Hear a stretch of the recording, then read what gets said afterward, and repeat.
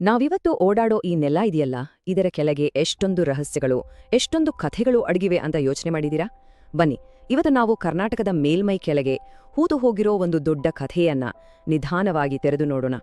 ನಮ್ಮ ಪಯಣ ಈಗ ಶುರು. ಈ ಮಾತು ಸುಮ್ಮನೆ ಹೇಳಿದ್ದಲ್ಲ, ಇದು ಸಾವಿರಾರು ವರ್ಷಗಳ ಸಂಘರ್ಷದ, ಗೆಲುವಿನ ಮತ್ತೆ ಸೋಲಿನ ಕಥೆಯ ಒಂದು ಸಾರಾಂಶ. ಅಕ್ಷರಶಃ ಈ ನೆಲದ ಇತಿಹಾಸವನ್ನು ರಕ್ತದಲ್ಲೇ ಬರೆಯಲಾಗಿದೆ. ಬೆಂಗಳೂರಿನ ಕೆಆರ್ ಮಾರ್ಕೆಟ್ ಗೊತ್ತಲ್ವಾ? ಸದಾ ಜನಜಂಗುಳಿ, ಟ್ರಾಫಿಕ್. ಆದ್ರೆ ಅದೇ ಸಿಗ್ನಲ್ ಕೆಳಗೆ ಒಂದು ದೊಡ್ಡ ಸಮಾಧಿ ಇದೆ ಅಂದ್ರೆ ನಂಬ್ತೀರಾ? ಹೌದು, ಇದು ನಿಜ. ಒಂದು ಕಾಲದಲ್ಲಿ ಅಲ್ಲೊಂದು ಸಿದ್ಧಿಕಟ್ಟೆ ಕೆರೆ ಇತ್ತು.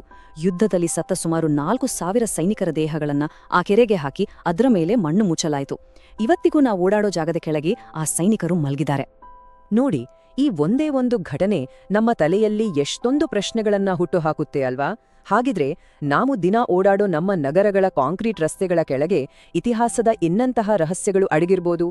ಈ ಪ್ರಶ್ನೆಯೇ ನಮ್ಮನ್ನ ಈ ನಾಡಿನ ದೊಡ್ಡ ಕಥೆಯೊಳಗೆ ಎಳೆದುಕೊಂಡು ಹೋಗುತ್ತೆ. ಸರಿ, ಹಾಗಿದ್ರೆ ಬನ್ನಿ ಸ್ವಲ್ಪ ಟೈಮ್ ಟ್ರಾವೆಲ್ ಮಾಡೋಣ. ಈ ನಾಡನ್ನ ಸಾವಿರಾರು ವರ್ಷಗಳಿಂದ ರೂಪಿಸಿದ ಆ ನಿರಂತರ ಯುದ್ಧಗಳ ಕಥೆಯನ್ನ ಒಮ್ಮೆ ನೋಡಿ ಬರೋಣ. ಇದನ್ನ ಕೇವಲ ರಾಜವಂಶಗಳ ಲಿಸ್ಟ್ ಅಂತ ಅನ್ಕೋಬೇಡಿ.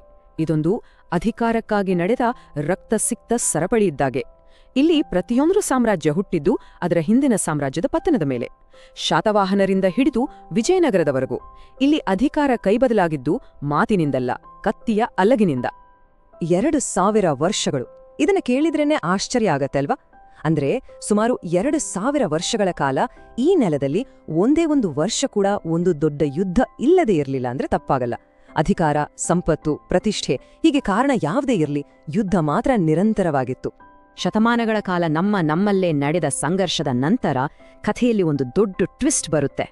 ಯುರೋಪಿಯನ್ ಶಕ್ತಿಗಳು ಇಲ್ಲಿಗೆ ಕಾಲಿಟ್ಟಾಗ ಒಂದು ಹೊಸ ರೀತಿಯ ಆಡಳಿತ, ಒಂದು ಹೊಸ ರೀತಿಯ ಯುದ್ಧದ ಯುಗ ಶುರುವಾಗುತ್ತೆ. ಈ ಹೋಲಿಕೆ ಇದೆಯಲ್ಲ, ಇದು ನಿಜಕ್ಕೂ ಮನಸ್ಸಿಗೆ ಚುಚ್ಚುವಂಥದ್ದು. ಬ್ರಿಟಿಷರು ಬರೋಕೆ ಮುಂಚೆ ಹೇಗಿತ್ತು ಪರಿಸ್ಥಿತಿ?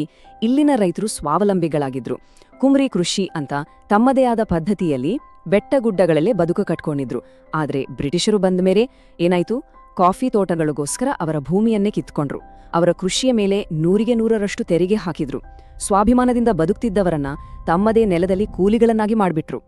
ಹೌದು, ಬ್ರಿಟಿಷರು ರೋಡ್ ಮಾಡ್ರು, ರೈಲ್ವೆ ಲೈನ್ ಹಾಕಿದ್ರು, ಸೇತುವೆಗಳನ್ನ ಕಟ್ಟಿದ್ರು. ಆದ್ರೆ ಯಾಕೆ? ನಮ್ಮ ಅಭಿವೃದ್ಧಿಗ? ಖಂಡಿತ ಇಲ್ಲ. ಆದ್ರೆ ಒಂದೇ ಒಂದು ಉದ್ದೇಶ, ಈ ನಾಡಿನ ಸಂಪತ್ತನ್ನ, ಅದು ಕಾಫಿ ಆಗಿರ್ಬೋದು, ಮರಮಟ್ಟು ಇರ್ಬೋದು, ಅಥವಾ ಖನಿಜಗಳೇ ಇರ್ಬೋದು, ಅದನ್ನೆಲ್ಲ ಆದಷ್ಟು ಬೇಗ, ಆದಷ್ಟು ಸುಲಭವಾಗಿ ಲೂಟಿ ಮಾಡಿ ಬಂದರುಗಳಿಗೆ ಸಾಗಿಸಿ ಅಲ್ಲಿಂದ ಹಡಗಿನಲ್ಲಿ ತಮ್ಮ ದೇಶಕ್ಕೆ ಕೊಂಡೊಯ್ಯುವುದಾಗಿತ್ತು.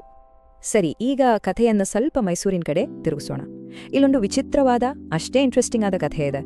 ಇದನ್ನೇ ಮೈಸೂರಿನ ವಿರೋಧಾಭಾಸ ಅಂತ ಕರೆಯೋದು. ಏನಪ್ಪಾ ಇದು ವಿರೋಧಾಭಾಸ ಅಂದ್ರೆ? ಒಂದ್ ಕಡೆ ಬ್ರಿಟಿಷರ ಹಿಡಿತದಲ್ಲೇ ಇರೋದು, ಇನ್ನೊಂದ್ ಕಡೆ ಇಡೀ ದೇಶಕ್ಕೆ ದಾರಿ ತೋರಿಸೋ ಸುಧಾರಣೆಗಳನ್ನ ಮಾಡೋದು.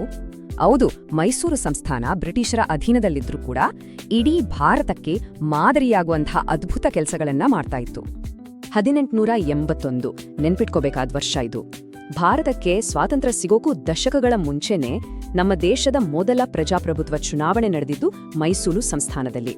ಪ್ರಜಾಪ್ರತಿನಿಧಿ ಸಭೆ ಸ್ಥಾಪಿಸಿ ಜನರಿಗೆ ತಮ್ಮ ಪ್ರತಿನಿಧಿಗಳನ್ನ ಆಯ್ಕೆ ಮಾಡೋ ಹಕ್ಕನ್ನ ಕೊಟ್ಟಿದ್ರು.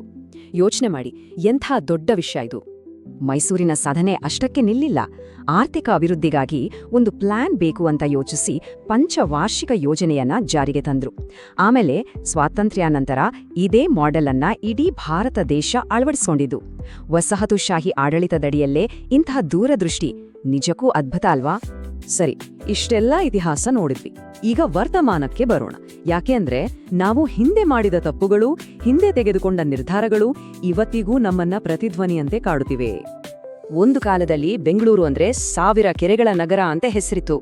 ಅದರ ಸಂಸ್ಥಾಪಕರು ಎಷ್ಟು ಅದ್ಭುತವಾಗಿ ನೀರಿಗಾಗಿ ಒಂದು ವ್ಯವಸ್ಥೆ ಮಾಡಿದ್ರು ನೋಡಿ. ಒಂದಕ್ಕೊಂದು ಕನೆಕ್ಟ್ ಆಗಿದ್ದ 1000 ಕೆರೆಗಳು ಇಡೀ ನಗರದ ಅಂತರ್ಜಲವನ್ನು ಜೀವಂತವಾಗಿಟ್ಟಿತ್ತು. ಆದ್ರೆ ಇವತ್ತು ಆ 1000 ಕೆರೆಗಳಲ್ಲಿ ಉಳಿದಿರೋದು ಸುಮಾರು 80 ಮಾತ್ರ. ಅದರಲ್ಲೂ ಬಹುತೇಕ ಕೆರೆಗಳು ಈಗ ಕಲುಷಿತವಾಗಿ ಬಳಕೆಗೆ ಯೋಗ್ಯವೇ ಇಲ್ಲದ ಹಾಗೆಯೇ ಆಗಿಬಿಟ್ಟಿವೆ. ಅಂದ್ರೆ ನಮ್ಮ ಪೂರ್ವಜರು ನಮಗಾಗಿ ಕೊಟ್ಟಿದ್ದ ಜೀವನಾಡಿಯನ್ನ ನಾವೇ ಕತ್ತಾಯಿಸ್ಕೊಂಡಿದ್ದೇವಲ್ವಾ? ಹಾಗಾಗಿ ಇವತ್ತು ಬೆಂಗಳೂರು ನೀರಿಗಾಗಿ ಪರದಾಡ್ತಾ ಇರುವಾಗ ನಾವೆಲ್ಲರೂ ಈ ಪ್ರಶ್ನೆಯನ್ನ ಕೇಳಿಕೊಳ್ಳೇಬೇಕು. 2000 ವರ್ಷಗಳ ಇತಿಹಾಸದಿಂದ ನಾವು ಕಲಿಬೇಕಾದ ಪಾಠವಾದ್ರೂ ಏನು? ಪ್ರಕೃತಿ ಜೊತೆ ಹೊಂದ್ಕೊಂಡು ಬದುಕುವ ಯಾವ ಜ್ಞಾನ ನಮ್ಮ ಪೂರ್ವಜರಿಗೆ ಗೊತ್ತಿತ್ತು? ಆ ಜ್ಞಾನವನ್ನ ನಾವು ಎಲ್ಲಿ ಹೇಗೆ ಮರೆತುಬಿಟ್ಟಿದ್ದೇವೆ? ಈ ಪ್ರಶ್ನೆಗೆ ಉತ್ತರ ಹುಡುಕೋದು ಇವತ್ತಿನ ಅಗತ್ಯ.